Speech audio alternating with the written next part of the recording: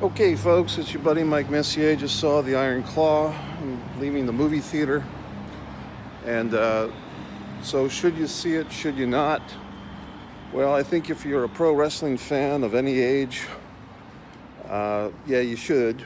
I think it's a must watch for wrestling fans. I do think it's a great movie. I do think it's not a perfect movie, but I'll get into that.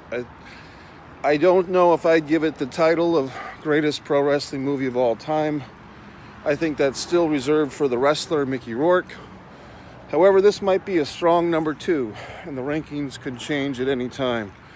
So let's discuss. First off, I tried to stay away from a lot of pre-movie information. I saw YouTube videos comparing, or just the thumbnails comparing the actors to the actual wrestlers. I saw, spoiler by the way, I saw somebody posted something, or I did a Google search on the movie, and the thing came up: why isn't Chris Von Erich in the Iron Claw? So I kind of had that little spoiler. I didn't follow up on that until I saw the movie, but I had that in my head going into this movie. Why isn't Chris Von Erich in the Iron Claw? Now, I didn't know if that was a fact or just some type of goofy Google thing that I got. It turned out to be accurate. In the film, the Iron Claw, the youngest brother, I guess he was the youngest brother overall, Chris Von Erich, who did wrestle, but not a whole lot. And he was at least once, on the cover of Pro Wrestling Illustrated, but he was younger than Mike by a couple of years, and he was smaller than all of them, Chris Von Erich. And I think this was like in the late 80s, early 90s. It was before the cruiserweights really was a big thing, unfortunately for Chris, because if he had come along, even 6 or 7 or 8 years later, he might have done just fine as a cruiserweight, because he did put the work into the exercise and so forth, and he seemed like he had the desire to be a wrestler like his brothers, but he didn't have the size. So sad story short, after Mike Von Erich committed suicide, which I think was in 87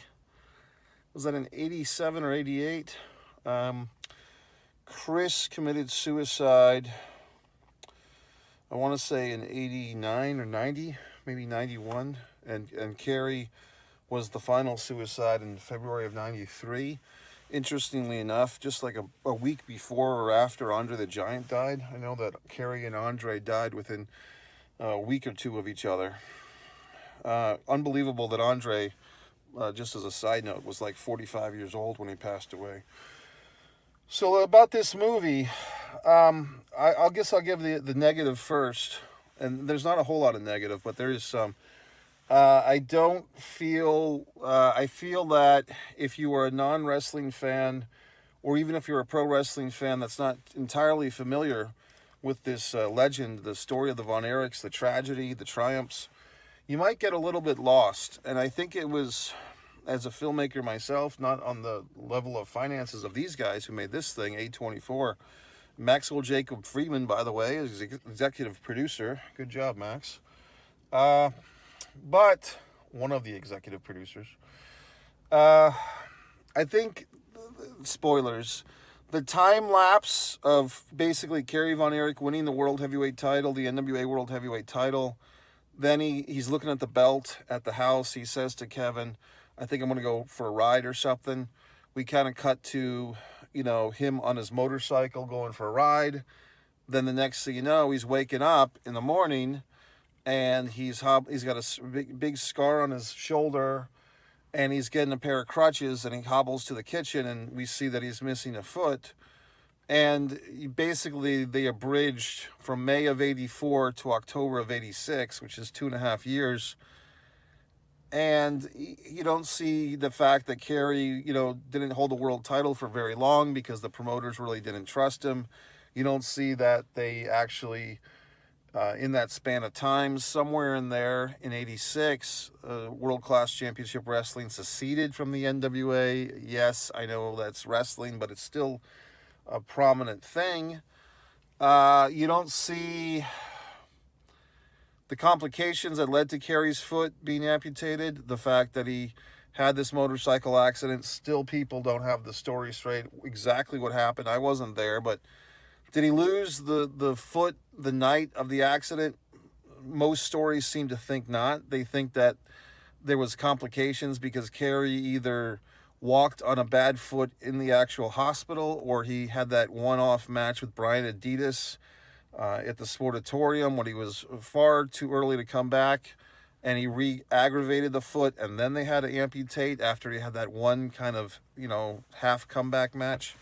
So, point is, I could have enjoyed hearing the truth for a fucking change on the whole Kerry's foot ordeal. I think this movie could have at least tried to set the record straight. But maybe the facts are so convoluted that even Kevin, who seems to be involved in this production, doesn't know the facts of his own brother's foot. I don't know. So that I didn't like. And I will say this. I do feel very mixed about the Chris Von Erich exemption. I do feel like that was kind of an avoidable creative decision. I understand fully why they did it. It's just because the story is so goddamn big that, I think they could have done something kind of nice and maybe merged the Michael and Chris and just called them like Michael Chris. If you had to get rid of the character, which I don't think you had to, I think it would have been a nice tribute to just kind of squeeze him in there as a middle name for the Michael character. If you're really going to say that this is a fictionalized version of a true story, then what the hell difference does it make if you merge Mike and Chris in some type of fashion? But if it were me, which it was not, I think I could have shoehorned Chris into this movie, and he wouldn't just be a redundant younger brother character. I think I would have made him like the fan. Like, he is the fan of the family, and he kind of, the way that I would have done the Chris Von Erich character, he's a bit younger and smaller than everybody else, so he kind of represents the fan base of the wrestling fans in Texas especially, but just in general, the wrestling fans. That's what I would have done with the Chris character. And once he sees, his older brothers David and Mike go down, the Chris character would have been like a metaphoric fan who loses interest and loses hope in the Von Erichs and dies himself. And then when the fans leave, when Chris leaves, and then Kerry, the champion, leaves. I guess we'll get into the casting. Look, this movie had a lot of things, a lot of creative challenges, and money, you just can't fix everything. I think the gentleman's name is Jeremy Allen White, if I've gotten that. I don't know if I've seen him before or not. But basically, the guy that played Kerry, I think that's a colossal challenge to play Kerry Von Erich. Also, are you going to get an awesome actor who also has the physique of Kerry Von Erich, who was about 260 pounds of solid muscle at his prime? I think that's a tough challenge. This gentleman might have been 190 pounds, maybe 200, maybe not even. He could have been 180 pounds. Looked like he's probably 5'8", 5'9" in real life. Kerry, I think, was they think they billed him as 6'2" or 6'4". Kerry was a big jock, and this gentleman is a great actor, and I would definitely see him in another movie. I feel like it's just a tough thing because, once again, you're casting, you have the people like assholes like myself are going to hold this thing to some pretty high standards. Where do you find a guy who looks like Kerry Von Erich that can also act? I do think that, I believe his name is Jeremy, had a wonderful face. His face had the sad eyes of Kerry Von Erich, so I have nothing against this gentleman's acting. Zac Efron, applause. I think Zac Efron, who seemed just to tint his hair a little bit browner as opposed to the black hair, and he got jacked up for this thing. Most people, when they saw pictures of Zac Efron for this movie, they thought he was playing Kerry. He was so big. But he was playing the central character of Kevin. And this is what our creative challenge comes. I guess to the winner goes the spoils, if you want to see it like that. But I mean, Kevin, he who lives tells the story, right? History is written by the winners, or in this case, the survivor. And the story, the central character, which to wrestling fans might be a surprise, is Kevin Von Erich, not Kerry, nobody else. Kevin is the central character, and we see basically everything from his perspective. Notably, when David passes away, we don't go over to Japan with David. We don't see Bruiser Brody and David in the hotel. We don't see Brody throwing the pills in the toilet. We just see basically Kevin coming to see his dad. His dad's very morose at the kitchen table. What's wrong, Dad? David died. What? So yeah, I did a fucking millennial fuck. Wait, what? So basically, we're seeing everything from Kevin's perspective, how he lived this thing, okay? So that being said, I do feel like the movie did quite well, and to be honest, I can see where the cost for many of these things. For instance, I thought we would have going to see a Kerry Von Erich versus Ric Flair. I believe it was May 4th, Texas Stadium match. We really didn't see it. We just saw Kerry going to the ring, and we see Doris watching at home, watching the television, very artsy, A24 here, with the ghost, I believe, of David watching from the staircase. Now, guess what, folks? I don't believe that match was shown live on television as it happened, even in Texas. So that's, once again, creative license. Okay, we get it. And I believe Doris was actually in attendance at that show because I think there was photographs of her celebrating with Fritz and Kerry and Kevin and Mike and so forth. The Lance Von Erich thing, I know Meltzer was all warm in the panties about MJF playing Lance Von Erich. They really didn't go there unless you were a wrestling fan, that happened to know that MJF was cast as Lance Von Erich. I took a bathroom break around that time, but you see Lance Von Erich, MJF wrestling, and Kevin standing on the apron waiting for the hot tag that never comes. I think they just probably had a lot of deleted scenes, so if there's ever a Blu-ray or a DVD or streaming of this thing with DVD extras, there might be some Lance Von Erich footage that was left on the cutting room floor, because we really I don't think we even hear the name Lance Von Erich. Also, as far as the actual wrestling stuff, the Fabulous Freebirds are introduced, but they're kind of skirted over. The importance of that feud, yes, I know that's just wrestling, but that importance of the heel Freebirds making the Von Erichs, I think it's a little bit skirted over. Honestly, folks, I think if I were to have made this movie, or had been a contributor, which I was not, I think it would have had another hour's worth of material, and I think the risk with that is then the happy asshole wrestling fans like us would be more happier assholes, but I don't know if the general audience could have handled it. And I don't think this movie was made for wrestling fans per se. I think it was more aiming for the mainstream fan, but I think this is where this movie might have a marketing issue, or even if it's looking for Oscars, which I feel that it is, because it's released for Christmas week. The biggest quandary this movie has, and I'm not saying a wrestling movie, but this movie has this quandary. Unless you're a pro wrestling fan, you're going to be missing some stuff, because you're not going to know what the fuck's going on with Kerry's foot. That's a big one. I don't think most people are going to catch on, unless they're familiar with the Von Erich story, that when he goes out for the motorcycle ride, that he has an accident, he loses his foot, and it's kind of up in the air whether it's kind of Fritz's fault or not. And we're just missing some stuff. We're missing some key scenes, I think. I think there's too, and I don't know if it's a financial issue, if just shooting a very complicated missing foot fucking motorcycle accident, if that was just too expensive.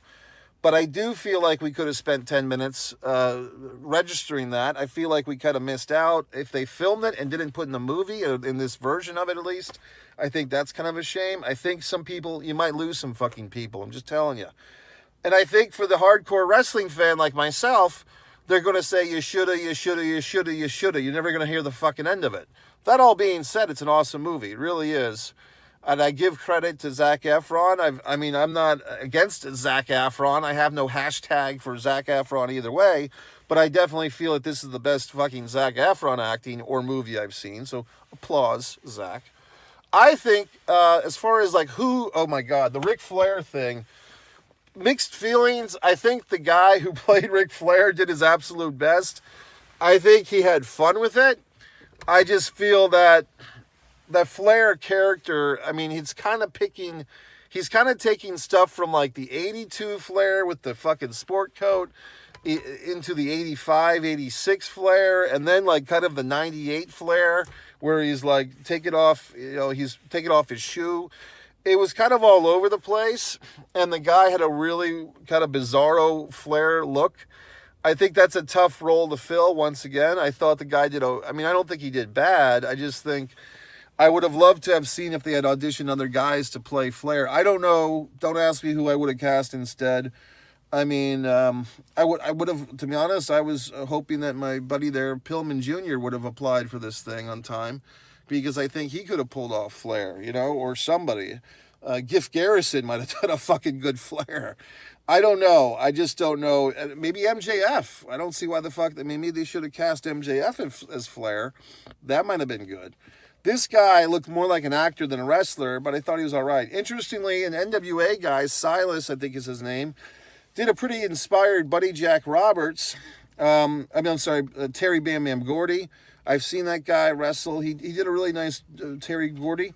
And I think if you're looking for emulation of actual wrestlers, the standout to me is the guy that played Harley Race. I don't know if that guy's like an independent wrestler or an actor or a combination, but the gentleman who played Harley Race I thought was fantastic. I think I sent my buddy there, Anderson, not Arn Anderson, but a wrestler named Anderson. I think I sent him the information. I thought he might play a good Harley. But this guy who played Harley he had a great face for Harley Race. I don't know if he got that fucking tattoo, like that military tattoo that Harley Race had. But in any event, the guy that played Harley Race, as far as maximizing your minutes with just 10 minutes of airtime, I thought that Kevin Von Erich Harley Race match was pretty good. I did recognize Chavo Guerrero playing the Sheik, interestingly enough, or Chavo Guerrero Jr.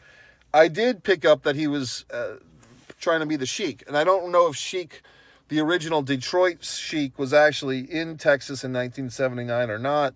But I did feel like, oh yeah, that kind of looks like that guy's trying to do the Sheik. And then it said it was Chavo Jr., I believe, right? Or was it Chavo Jr. or Chavo Sr.? But in any event, good job. I think it was Chavo Jr. Looked a lot different, but I thought he did well. He was also the wrestling choreographer, it said. Like I said, MJF is the executive producer. Tip of the fucking hat, MJF. So, what do I think? Ultimately, I feel like we could have had Chris in this thing. I have spoken on this on the And Action Film Podcast. I'm the co-host on. We do know in my personal circles a film screenplay that was written about a real-life guy. He had like 6 sisters. The screenwriter was like, hey man, can we abridge these 6 sisters to like 1?